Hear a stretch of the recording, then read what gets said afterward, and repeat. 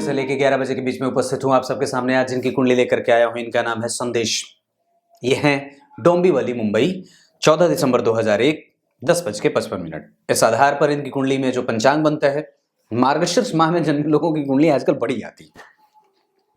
मार्गशीर्ष माह में जन्म होना इसका मतलब है कि व्यक्ति के पास अधैर्यशीलता की स्थिति है। व्यक्ति जो है वो किसी को गंदी सलाह तो नहीं देता क्योंकि मकर लग्न का है, लेकिन कार्तिक माह और मार्गशीर्ष माह में जन्मे होने के कारण थोड़ा सा रुष्ट बुद्धि या गलत निर्णय लेने वाला भी कई बार हो जाता है। दक्षिणायन में जन्मे होने के कारण जीवन में समस्याएं भी रहेंगी, चाहे वो पिता से संबंधों को लेकर के हो, चाहे वो अंग भंग को लेकर के हो, चाहे स्वास्थ्य को लेकर के हो, चाहे पेट की परेशानी को लेकर के। इन्होंने सवाल भी पूछा है, तो किसी न किसी तरीके से आपके पास स्वास्थ्य की समस्या रहेगी और वो है। हेमंत ऋतु में जन्मे होने के कारण आप थोड़े आलसी हैं, अपने आप को और भी ज्यादा एक्टिव करिए। शुक्रवार के कृष्ण पक्ष के अमावस्या में जन्मे होने के कारण भी इसका दुष्परिणाम ही है, इसका ही दुष्प्रभाव है कि आपका स्वास्थ्य कमजोर रहता है। कृष्ण पक्ष के अमावस्या के चंद्रमा पापक होते हैं, जिनके कारण व्यक्ति की रोग प्रतिरोधक क्षमता कमजोर हो जाती है, या प्रणाली जो स्वास्थ्य प्रणाली है वो अनियंत्रित होती है, या व्यक्ति अनियमित होता है। नियम पे आइए और जितना ज्यादा हो सके अपने आप को नियम में ढालने का प्रयास करिए।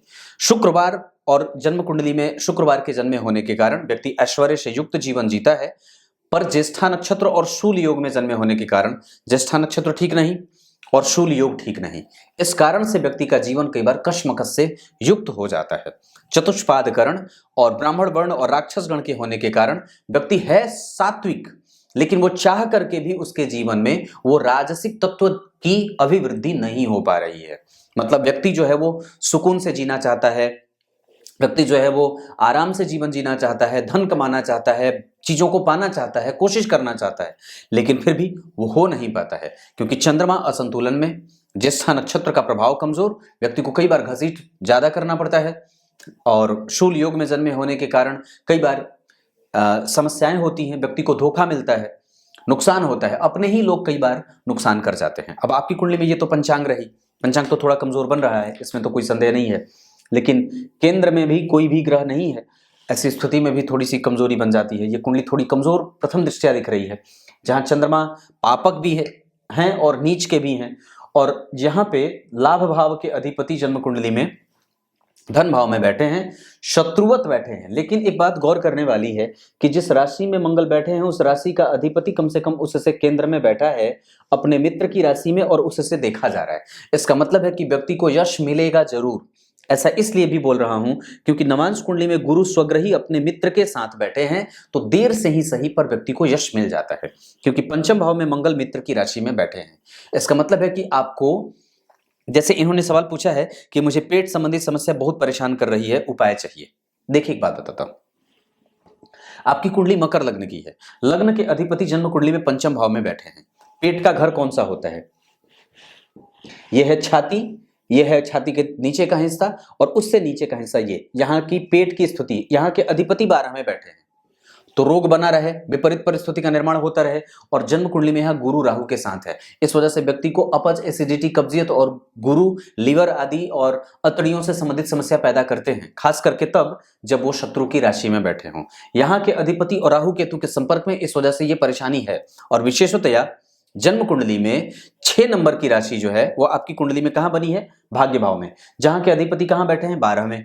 इस वजह से दूसरी बात कि आप अगर यहाँ पे विचार करते हैं तो गुरु राहु का एक साथ बैठना, नवांश कुंडली में गुरु और शुक्र दोनों अष्टम में जा रहे हैं, ये गंभीर बीमारी देते हैं। मंगल जो है वो जन्म कुंडली में अष्टम भाव को देख रहे हैं, और यहां से 8वीं मतलब यहां से चतुर्थ दशम के संबंध में शनि जा रहे हैं।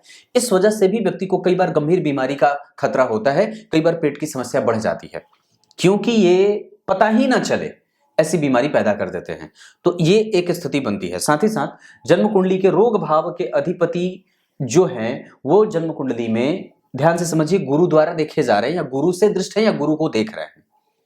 इस कारण से पेट की समस्या होती है। और आपकी कुंडली में अभी जो दशा चल रही है वो शुक्र में शुक्र की चली है, उसके पहले सूर्य की दशा थी। तो सूर्य भी पेट के कारक होते हैं, पेट को अतड़ियों से संबंधित समस्या सूर्य भी देते हैं। गौर करिए, वो लग्न के अधिपति होकर के अष्टम में बैठे थे। ये स्थिति यहां खराब हो रही है।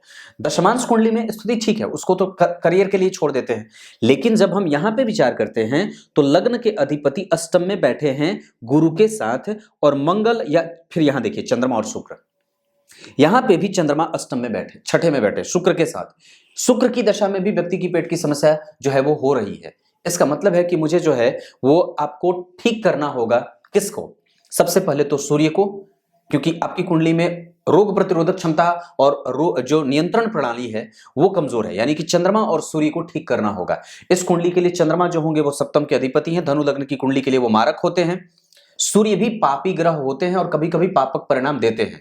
इस वजह से वो कई बार आपकी कुंडली में, चूंकि सप्तम का अधिपति नीच का ठहरा, अष्टम भाव के अधिपति के साथ बैठे हैं, इस कारण से, और कारण तो यहां सिद्ध हो रहा है कि लग्न के अधिपति जन्म कुंडली के पंचम भाव में व्यक्ति कृतज्ञ है, वो जिसका नमक खाएगा उसको कभी भूलेगा नहीं। और साथ ही साथ कि लग्न के अधिपति के ऊपर अष्टम भाव के अधिपति सूर्य और सप्तम भाव के अधिपति जन्म कुंडली के चंद्रमा, इन दोनों का प्रभाव। मकर लग्न की कुंडली के लिए पंचम और दशम के अधिपति बनते हैं शुक्र, लग्नेश के ऊपर एक शुभ ग्रह और 2 पापक ग्रहों का प्रभाव। इस कारण से यह समस्या जो है वो जीवन की बनी रहे। दूसरे नंबर पे आप जरा गौर करिए, यहां पे चंद्रमा शुक्र के साथ बैठे हैं, इस वजह से व्यक्ति के जीवन में जो सुलभ समय होता है वो जाता रहता है, या सुलभता कमजोर होती है, अनुकूल परिस्थितियां कम बनती हैं, विपरीत परिस्थिति का निर्माण ज्यादा होता है। अब लेकिन आपकी कुंडली में 2020 के 12वें महीने के बाद शुक्र की दशा चली है, जो इस कुंडली में सर्वाधिक योग कारक ग्रह के रूप में जाने जाते हैं। मकर लग्न की कुंडली के लिए शुक्र और बुध हमेशा अच्छे परिणाम करते देखे जाते हैं, लेकिन बुध जन्म कुंडली में छठे भाव के अधिपति होने के साथ साथ भाग्य भाव के अधिपति होकर के 12वें और राहु केतु के संपर्क में, और साथ ही साथ 12वें भाव के अधिपति से देखे जाने के कारण वो भाग्य का व्यय हो जा रहा है। इसलिए अब यहां पे एकमात्र ग्रह ही बचता है और वो है शुक्र। हालांकि आपकी कुंडली में अभी वही दशा में है, लेकिन फिर भी ये समस्या अभी आपकी कुंडली में मैं जो समझ रहा हूं इसमें 2025 के चौथे महीने तक अभी आपको झेलनी होगी। थोड़ी सी समस्याएं ठीक होंगी सूर्य जब आएंगे तब, क्योंकि सूर्य और शुक्र दोनों एक साथ बैठे हैं, परंतु वो दोनों बहुत अच्छे मित्र नहीं होते, इस वजह से अभी समस्या बाकी है। आप अपने आप को नियमित करिए, योग और प्राणायाम का पाला पकड़िए, और साथ ही साथ जन्म कुंडली में अगर हो सके तो मैं जो देख रहा हूं कि जन्म कुंडली में चंद्रमा के ऊपर शनि का प्रभाव है, मन भी आपका थोड़ा रोगी है, इस वजह से आप प्रत्येक छोटी बात को बहुत बड़ा बनाते भी हो। तो कुछ तो समस्या मन को लेकर के है, कुछ समस्या आपके पास जेनेटिकली भी है, क्योंकि चतुर्थ स्थान के अधिपति मंगल जो है वो माता से भी ये बीमारी आई है। इस वजह से अगर हो सके तो अपने माताजी को भी पहले स्वास्थ्य को ठीक करना होगा, अपने पत्नी को भी, जो अब आपकी शादी होगी, अभी तो आप 2001 के हैं, तो जब आपकी विवाह होगी उस समय भी एक स्वस्थ पत्नी को लेकर के आना होगा। ऐसी पत्नी को मत लेकर के आइएगा जो बीमार रहे पहले से ही। ऐसा हो सकता है क्योंकि सप्तम के आगे सूर्य और गुरु अष्टम भाव में बैठे हैं, वो धार्मिक होगी, नेचुरल बिहेवियर अच्छा होगा उसका, लेकिन फिर भी स्वास्थ्य में समस्या ना बने, क्योंकि चंद्रमा और शुक्र दोनों रोग भाव में बैठे हैं। ये होना नहीं चाहिए, क्योंकि शुक्र आपकी कुंडली में पहले से ही अस्त हुआ बैठा है, ये ठीक नहीं होता है। आपकी कुंडली में आपने सवाल अगला पूछा है कि मैं व्यवसाय करूं या फिर मैं अपने पढ़ाई पे ध्यान दूं या फिर बिजनेस में तरक्की कर सकता हूं। आपकी कुंडली में लग्न के अधिपति पंचम भाव में, चंद्रमा जो जन्म कुंडली में व्यापार के अधिपति होते हैं, धन भाव में मंगल का बैठना जो कि जन्म कुंडली का सुख का अधिपति है, और साथ ही साथ जन्म कुंडली का लाभेश है, आपके पास धन भी है। और जन्म कुंडली में चंद्रमा और शुक्र ये व्यापारिक ग्रह, सूर्य एकादशवें भाव में बैठे हैं, लाभ देंगे, जो कि जन्म कुंडली के कई बार लाभ को कमजोर भी करते हैं, हालांकि वो फिर भी ठीक होगा। लेकिन शनि यहां बैठे हैं मित्र की राशि में, व्यक्ति अगर व्यापार करे तो ज्यादा बढ़िया है, क्योंकि व्यापारिक ग्रह शुक्र और चंद्रमा आपको देख रहे हैं। ऐसी स्थिति में साथ ही साथ गुरु जो है वो जन्म कुंडली में दशम भाव को देख रहे हैं, तुला राशि को देख रहे हैं। मैंने इस पे कार्यक्रम बना रखा है कि सप्तम भाव पे या दशम भाव पे जन्म कुंडली में अगर गुरु का प्रभाव हो, या गुरु तुला राशि के बैठे हो, या फिर धनु राशि के या कर्क राशि के बैठे हो, या व्यवसायिक राशियों में बैठे हो, तो तुला राशि व्यवसायिक राशि होती है, गुरु की वहां पे दृष्टि है, आपको व्यापार पे ज्यादा ध्यान देना चाहिए। दूसरे नंबर पे आपकी कुंडली में ये सवाल, आपने कुंडली का विश्लेषण 3 बार परीक्षा में मन अनुसार फल नहीं मिला, इसलिए बड़ी आशा से आपके पास आया हूं। एक बात बताता हूं,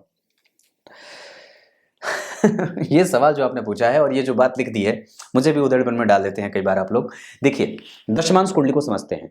दशमांश कुंडली में व्यापार भाव का अधिपति ही लग्न में बैठा है और शुक्र की राशि में बैठा है, जहां धन भाव में वृषभ मिथुन राशि के शनि बैठे हैं।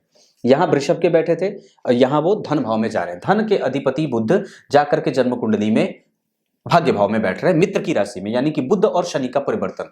आप धन लगा करके अपना व्यापार स्थापित करिए। दूसरे नंबर पे राहु आपके पास है, बल देगा। बहुत अच्छा तो नहीं बैठा है पर फिर भी वो ठीक है। गुरु आपके पास अपडेट रहने की शक्ति है, आपके पास दिमाग है, आप कोई भी चीज अच्छे तरीके से कर सकते हैं क्योंकि गुरु के पास बल है। यहां पे भी गुरु जो है वो मिथुन राशि के बैठे हैं, शत्रुवत हो रहे हैं, लेकिन बहुत अच्छी बात है कि वो परिवर्तन में है। इस वजह से थोड़ी बहुत धन की आशंका कमजोर है, धन देर से जरूर आए, लेकिन लग्न के अधिपति शुक्र जो है वो जन्म कुंडली में बुध और चंद्रमा के साथ यहां भी बैठे थे देखे जा रहे हैं। इस वजह से भी मैं आपको व्यापार में ही ज्यादा कहूंगा। साथ ही साथ नवमांश कुंडली में बुध दशम भाव में बैठे हैं, ये व्यक्ति को व्यापारिक दृष्टिकोण देते हैं। इस वजह से व्यक्ति को व्यापार करना चाहिए। अब क्या करना होगा उसके लिए आपको मुझसे बात करनी होगी। दूसरे नंबर पे इस कुंडली को देख करके क्या करना है, अगर बिना बात किए मैं बात बताऊं तो आपकी कुंडली के आधार पर दशम स्थान के अधिपति बुध के नक्षत्र में बैठे हैं और बुध से पांचवें मंगल की राशि बनती है। मंगल और बुध का संबंध तृतीय एकादशवें का है। आप मंगल से संबंधित और बुध से संबंधित व्यापार कर सकते हैं। अगर उसी स्थिति को मैं नवांश कुंडली में देखता हूं तो नवांश कुंडली में पंचम चतुर्थ भाव के अधिपति होकर के मंगल पंचम भाव में बैठे हैं, मित्रवत हो रहे हैं, उनके पास बल है, तो मंगल से भी संबंधित आप संबंधित काम कर सकते हैं। साथ ही साथ यहां पे भी व्यापार मंगल का ही बन रहा है, मंगल से संबंधित आप व्यापार करेंगे क्योंकि षडबल में भी उनके पास बल है। मंगल से संबंधित जो भी व्यापार आता हो, बिजली, लकड़ी, फर्नीचर, बिल्डिंग मटेरियल, जमीन की खरीद बिक्री, पिता से जुड़ करके कोई भी काम, उसके बाद भाई से जुड़ करके, मित्र से जुड़ करके। आपकी कुंडली में पार्टनर भाव का अधिपति नीच का है, अपने बल पे ही करिएगा तो ज्यादा बढ़िया रहेगा, किसी दूसरे के बल पे मत करिएगा। आपकी कुंडली में दाम्पत्य ठीक है, दाम्पत्य कमजोर नहीं है क्योंकि द्वितीय भाव के अधिपति दशम में बैठे हैं। पत्नी को जोड़ करके अगर कोई काम करना चाहते हैं तो बिल्कुल कर लीजिएगा। लाभ भाव के अधिपति जन्म कुंडली में मंगल है, धन भाव में बैठे हैं, चौथी दृष्टि से शनि को देख रहे हैं। शनि मंगल से संबंधित काम भी आपकी कुंडली में बनता है, मतलब बिल्डिंग मटेरियल और रासायनिक चीजें, पेंट और इलेक्ट्रॉनिक आइटम, ये सब भी आपकी कुंडली में बनता है, ये चीजें बनती हैं। देखिए एक बात बताता हूं, चंद्रमा जब अस्त व्यस्त हो जाते हैं तो सब कुछ तितर बितर हो जाता है। आपकी कुंडली में गौर करिए, पंचम भाव पे 3 ग्रह यहां से और 1 मंगल, इसी वजह से यश आपका नहीं मिल रहा है। आपने बात कही कि मैंने 3 बार परीक्षा दी है पर फिर भी असफल रहा, क्यों? क्योंकि पंचम भाव असफल सिद्ध हो रहा था। ऐसा इसलिए क्योंकि यहां के अधिपति शुक्र जाकर के जन्म कुंडली में आपको भौतिकवादी बना रहे हैं और जल्दबाजी से युक्त बना रहे हैं क्योंकि इस भाव पे मंगल की दृष्टि थी। साथ ही साथ आपकी कुंडली में 2 ग्रह अस्त हो रहे हैं, एक तो चंद्रमा, क्योंकि वो चंद्रमा जो है वो आपकी कुंडली में जो बैठे हैं वो बैठे हैं 20 डिग्री के और सूर्य है 28 डिग्री के। लेकिन फिर भी आपके पास इमोशन है, आपके पास कंट्रोल करने की शक्ति है, आप मैनेज बहुत अच्छे तरीके से कर सकते हो क्योंकि डिग्री में सूर्य और चंद्रमा के बीच में 8 अंशों का अंतर है। अभी वहां पे अस्त होना 6 डिग्री पे नहीं आए हैं, इस वजह से थोड़ी सी चंद्रमा के पास बल की स्थिति है। आप अपने इम्यून को ठीक करिए, दौड़िए, भागिए, एक्टिविटी करिए, सुबह सुबह दौड़ने का काम करिए, जितना ज्यादा हो सके अपने आप को व्यस्त रखने का काम करिए क्योंकि आपके पास अष्टम भाव में गुरु का बल है। ये गुरु यहां भी अष्टम में बैठे हैं, ये गुरु यहां भी अष्टम में बैठे हैं। अगर दोनों ही वर्ग चार्ट में गुरु का बल और स्वग्रही हो रहे हो तो आपके पास धन भी आएगा, मैं ये बात गारंटी से कह सकता हूं। पर वस्तुतः आपकी कुंडली में सरकार और सरकार से जो प्रभाव है, सरकार भाव के अधिपति अस्त होकर के बैठे हैं, वो ठीक नहीं है। चंद्रमा पहले ही कमजोर है, इस वजह से राज्य सरकार की भी स्थिति कमजोर है। केंद्र सरकार सूर्य जन्म कुंडली में बैठे हैं पर वो उनके पास है ही नहीं, तो वो देंगे क्या? ये स्थिति बन रही है। अब क्या बताऊं, आपकी कुंडली में नक्षत्र मंगल सतभिका के, सूर्य ज्येष्ठा के बुद्धिमान बना रहे हैं पर वो हैं कमजोर। बुध 12 में है, इस वजह से वाणी भी कई बार कमजोर है, या फिर कई बार गुरु के पास बुध का बल है तो व्यक्ति खाली एक तरफा सोच लेता है, ईगोसेंट्रिक नहीं होता है, स्वार्थी सोच उसके पास नहीं है। या कई बार वो व्यक्ति हमेशा अपने लिए अच्छा होता है, दूसरों की दृष्टि में कई बार वो अच्छा या चालाक नहीं बन पाता है। ऐसी स्थिति हो रही है। आप मकर लग्न के हैं, थोड़े से जीवन में कष्ट की स्थिति मकर लग्न वालों में होती है, ये तो मैंने बार बार देखी है ये बात। दूसरी बात है कि आपका केंद्र खाली है, इस वजह से केंद्र खाली और नवम भाव खाली, इस वजह से चतुर्थ भाव के अधिपति जन्म कुंडली में मंगल, माता से लाभ है, माता के साथ संबंध अच्छा बनाइएगा। पिता से भी लाभ है, पिता से धन का लाभ है, माता से हर तरीके का लाभ है, ये आपकी कुंडली में देख रहा हूं। षडबल में सूर्य, मंगल और शनि बहुत अच्छे बैठे हैं। आपकी कुंडली में शनि जो बैठे हैं वो रोहिणी नक्षत्र के बैठे हैं, जिसका अधिपति नीच का है। इस वजह से आपके लग्नेश कमजोर भी हो रहे हैं। लग्न के अधिपति पंचम भाव में, लग्न पे किसी भी ग्रह का कोई प्रभाव नहीं, इस वजह से भी लग्न कमजोर हो रहा है। लग्न के अधिपति मित्र की राशि में बैठे हैं और उससे देखे जा रहे हैं शुक्र से, यही बहुत अच्छी बात है। और कम से कम उस पर शुक्र और सूर्य का प्रभाव है, तो यश देर सबेर मिल ही जाएगा। आप काम आगे बढ़ाइए, पर यह काम होना कब चाहिए? आपकी कुंडली के हिसाब से अभी आपके पास 2001 के हैं, मेरे हिसाब से 2024 से भी आप काम कर सकते हैं, पर अभी आपके पास बल है। अगर आप दूसरे तरीके से अगर कभी करना चाहें तो आपकी कुंडली में शुक्र की जो अवस्था देख रहा हूं वो 20 डिग्री के बैठे हैं। इस वजह से व्यक्ति को कहीं दूसरे जगह पे कहीं अनुभव प्राप्त करने का काम करना चाहिए, क्योंकि शुक्र ज्येष्ठा नक्षत्र में बैठे हैं, चंद्रमा ज्येष्ठा में, सूर्य भी ज्येष्ठा में, ये तीनों कहीं ना कहीं व्यय या व्ययात्मक ज्यादा हो रहे हैं। तो अभी धन को समायोजित करिए, धन का समायोजन करना है। जितना ज्यादा हो सके अपने आप को वो बैलेंस करने का प्रभाव विकसित करना होगा, जितना ज्यादा हो सके अपने आप को सीखने की तरफ बढ़ने का काम करना होगा।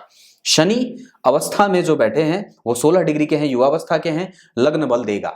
सूर्य जो है वो जन्म कुंडली में 28 डिग्री के हैं, बाल अवस्था के होंगे, इनके पास बल कम है, लेकिन बालकपन से मुक्त होना पड़ेगा। अपने आप को अनुभवी बनाइए, अपने आप को अभी इस दशा काल में जितना ज्यादा हो सके ज्ञान प्राप्त करिए, अनुभव प्राप्त करिए, सीखिए, समझिए, नेत्र खुला रखिए, और जितना ज्यादा हो सके अनुभव प्राप्त करने पे आपका फोकस होना चाहिए। अगर काम करना होगा तो आपकी कुंडली के हिसाब से बुध का अंतर कभी आए या शुक्र का अंतर चल रहा है, अभी शुक्र में शुक्र तो अभी तो बहुत अवस्था कम है। शुक्र में शुक्र जब तुला राशि अंतिम दशा में चलने लगे तब, या फिर शुक्र में चंद्रमा आए तब भी व्यापार आप कर सकते हैं। आपकी कुंडली में धन भाव के अधिपति लाभ भाव के अधिपति जन्म कुंडली में धन भाव में बैठे हैं, वहां से बैठ करके पंचम को गुरु की दृष्टि जन्म कुंडली में व्यापार भाव पे व्यापार को बल दे रहे हैं। बुध को देख रहे हैं, व्यापारिक दृष्टिकोण है, व्यक्ति अच्छे नेचर का है, यशस्वी है, बुद्धिमान है, कवि है, लेखक उसके पास है, एक लेखन क्षमता का प्रभाव आपकी कुंडली में भी देख रहा हूं। पंचम भाव में शनि अकेले बैठे हैं, इस वजह से कई बार विवाह, यश, कीर्ति, मान, सम्मान, पद, प्रतिष्ठा, गौरव, कुल, ये सब चीजें थोड़ी देर से आती हैं। और हालांकि एक बात बताता हूं कि शुक्र में जब शनि आएंगे, जो आपकी कुंडली में आएंगे 2033 में, और एक दशा जब शुक्र में मंगल आएंगे तब, या शुक्र में जब चंद्रमा आएंगे तब, ये सारी दशाएं आपकी कुंडली में अच्छी जाएंगी। सूर्य वाली दशा थोड़ी सी हेडक दे सकती है, थोड़ा हेक्टिक होना पड़ेगा, लेकिन उसके बाद चंद्रमा, मंगल, राहु, ये सारी दशाएं आपकी कुंडली में अच्छी जाएंगी। राहु भी खराब नहीं बैठे हैं, ठीक बैठे हैं। राहु आपकी कुंडली में 3 डिग्री के हैं, पर अवस्थागत अगर जो मैं देख रहा हूं उसके आधार पर जो उनकी डिग्री बनी हुई है वो 3 डिग्री के हैं, बाल अवस्था के होंगे। नवांश कुंडली में वो राहु जो है वो जन्म कुंडली में तुला के बैठे हैं, ये सामान्यतः अच्छी स्थिति है। दशमांश कुंडली में भी राहु यहीं बैठे हैं, ये भी अच्छी बात है। इसका मतलब है कि व्यक्ति साहस है, व्यक्ति के पास बल है, व्यक्ति के पास पराक्रम है। अब गौर करिए तो लाभ भाव से चतुर्थस्थ मंगल लाभ होगा और प्राप्त भी होगा, क्योंकि लग्नेश की 7वीं दृष्टि यहां है और शुक्र यहां बैठे हैं जो कि दशम के अधिपति हैं। चीजें तो मिलेंगी सब, मैं तो ये बात गारंटी से कह सकता हूं, लेकिन हाँ, क्योंकि अस्त ग्रहों का प्रभाव ज्यादा है इस वजह से थोड़ा देर सही, पर मिलेंगे सब कुछ। व्यापार मैंने कहा मंगल और बुध आपकी कुंडली के हिसाब से, धन भाव में मंगल बैठे हैं, विवाह देर से हो सकता है, विवाह में विलंब मत करिएगा। किसी एक चीज के लिए दूसरे चीज को रोकना ठीक नहीं होगा। मकर लग्न की कुंडली के लिए 8 तारीख अच्छी होती है, 8 अंक अच्छा है। कन्या राशि और वृषभ राशि आपके लिए अच्छी है। आपकी कुंडली के हिसाब से बुध भी बहुत अच्छे नहीं होते, लेकिन वो पंचम भाव के छठे भाव के अधिपति और नवम भाव के अधिपति होकर के 12वें होकर के कम से कम परिवर्तन कर रहे हैं, तो एक आशा दे रहे हैं अच्छाई का, क्योंकि गुरु का प्रभाव जब दशम भाव को देखेगा और बुध को देखेगा तो कहीं ना कहीं भाग्य का कारक भाग्य के अधिपति को देख रहा है, तो ये एक अच्छी बात है। साथ ही साथ आप जरा गौर करिए तो आपकी कुंडली में असंतुलन का मेन जो कारण है वो चंद्रमा के नीच का होना, और साथ ही साथ आप गौर करिए तो इस भाव के अधिपति अगर इस भाव से चतुर्थस्थ गए हैं तो गौर करिए तो धन भाव के अधिपति भी जन्म कुंडली में अपने नीच की राशि को भोग करके निकले हैं। इस कारण से हालांकि बहुत अच्छी बात है कि वो पंचम में बैठे हैं। नवांश कुंडली में वो जो शनि बैठे हैं वो जन्म कुंडली में मित्र की राशि में, तो ये भी अच्छी बात है, वो देते जा रहे हैं। लग्नेश अगर नवांश कुंडली में मित्र की राशि में बैठा हो और चंद्रमा जो जन्म कुंडली में बैठे हैं वो मकर राशि के बैठे हैं, जिसके अधिपति जन्म कुंडली में मारक हो जा रहे हैं, रोगेश हो जा रहे हैं ना, इस कारण से थोड़ी सी समस्या बन रही है, लेकिन फिर भी उनके पास एक बल है क्योंकि वो मित्र की राशि में बैठे हैं। ये एक अच्छी बात है। और वो लाभेश दशम भाव में बैठे हैं। यहां पे दशम का अधिपति लाभ में, यहां पे लाभ का अधिपति दशम में है। जरूर आप अपना बल गंवाना मत, आप अपना नुकसान मत करिए, चीजों को सही तरीके से समायोजित करिए। अभी जल्दबाजी नहीं करना है। अभी आपके पास कम से कम मैं समझता हूं कि 4 साल का वक्त है। आप आराम से अभी कहीं दूसरी जगह नौकरी भी कर सकते हैं। अगर हो सके तो पढ़ाई करने का मन है तो पढ़ाई भी कर सकते हैं। शुक्र की दशा चल रही है, जन्म कुंडली में पंचमेश की दशा है। अभी थोड़ा बहुत पढ़ लेना चाहिए। इतनी बहुत जल्दबाजी करके कोई जल्दबाजी मुझे नहीं लगता है कि करने की आवश्यकता है। 2-3 बात और बताता हूं। मकर लग्न की कुंडली के लिए गुरु अच्छे नहीं होते, इस वजह से कई बार मशक्कत ज्यादा बढ़ जाती है। मकर लग्न की कुंडली के लिए मंगल अच्छे नहीं होते, चतुर्थ और एकादशवें के अधिपति होकर के वो पापक परिणाम करने लगते हैं। गुरु भी कमजोर हो गए, मंगल भी कमजोर हो गया, सूर्य और चंद्रमा 4 ग्रह तो ऐसे ही निकल गए। एक ग्रह बचा बुध और दूसरा ग्रह बचा शुक्र और बचे शनि। तो शनि के पास बल है, बुध के पास बल है और शुक्र के पास बल है। आपकी कुंडली में अभी शुक्र की ही दशा चल रही है। ये बहुत अच्छी बात है भाई जी, बहुत अच्छी बात है कि कम से कम आपकी कुंडली में सर्वाधिक योग कारक ग्रह की दशा चल रही है। लेकिन मैंने इंस्टाग्राम पे एक बात बताई थी और कार्यक्रम में भी बात बताई थी कि मकर लग्न की कुंडली के लिए शुक्र सर्वाधिक योग कारक ग्रह होते हैं। नवांश कुंडली में भी वो जो जन्म कुंडली में बन रहे हैं वो दशम के अधिपति, और दशमांश कुंडली में भी वो लग्न के अधिपति हो रहे हैं। वो हर जगह अच्छे हैं। ये दशा डेफिनेटली अच्छी जानी चाहिए, पर इसका परिणाम अच्छा हो उसके लिए हमें मेहनत भी करना होगा। साथ ही साथ वो अगर कमजोर परिणाम दे रहे होंगे तो इसलिए दे रहे होंगे कभी भविष्य में, क्योंकि वो 2 ग्रहों के साथ है। अमावस्या दोष का परिणाम उनको भी झेलना पड़ेगा। अस्त ग्रह है, इस वजह से कभी कभी ऐश्वर्य कमजोर हो जाए, ऐसा नहीं हो सकता है। लेकिन दूसरी बात बता दूं, अगर आपको यहां पे थोड़ा सा मैं और क्लियर करना चाहूं तो शुक्र अस्त होने के बावजूद भी अपना परिणाम देते रहते हैं। और अगर डिग्री में बात करते हैं तो शुक्र 20 डिग्री के और सूर्य 28 डिग्री के हैं। वो भी थोड़े बच रहे हैं, ये मतलब चंद्रमा भी बचा हुआ है, बहुत ज्यादा अस्त नहीं है, पूर्णतया विलुप्त नहीं है ग्रह। वो उसके पास अपनी रोशनी भी कायम है, मतलब आपके पास उतना ही बल काफी होगा क्योंकि उसकी दशा चल रही है, वो ग्रह एक्टिव है। इसका मतलब आपको इस पे ध्यान देना चाहिए। देवी दुर्गा की उपासना, प्रत्येक दिन उनका दर्शन, देवी कवच का पाठ, हनुमान चालीसा का पाठ, क्योंकि आपकी कुंडली में राशि वृश्चिक की है। हालांकि आप ढैया 7.5 से मुक्त हैं, पर फिर भी आपकी कुंडली में शनि लग्नेश होते हैं। डिग्री में सर्वाधिक डिग्री के साथ आपकी कुंडली में जो ग्रह बैठा है वो सूर्य बैठा हुआ है, और नवांश कुंडली में भी सूर्य की स्थिति के अनुसार मैं जो देख रहा हूं उसमें बजरंग बली की ही पूजा बनती है। हो सके तो ये काम करना चाहिए। मैं आपको एक मंत्र दूंगा, उस मंत्र का जप आपको करना होगा। बस बात समझ में आ गई होगी। आपकी कुंडली में होरा कुंडली देख लेता हूं, नहीं तो कहेंगे कि पंडित जी ये भी नहीं दिखे। देखिए बता देता हूं। गुरु को छोड़ करके बाकी जितने भी प्लैनेट आपकी कुंडली में बनते हैं सबकी दशाओं में मेहनत बाकी है, और ये सारी की सारी दशाएं आपको मेहनत करवा के ही छोड़ेंगी। ये भी बात है, मेहनत करना ही होगा। और मंगल और बुध से संबंधित आप कोई भी व्यवसाय जीवन भर कर सकते हैं। आपकी कुंडली में ये बात इतनी सी है। तब तक के लिए बहुत बहुत नमस्कार।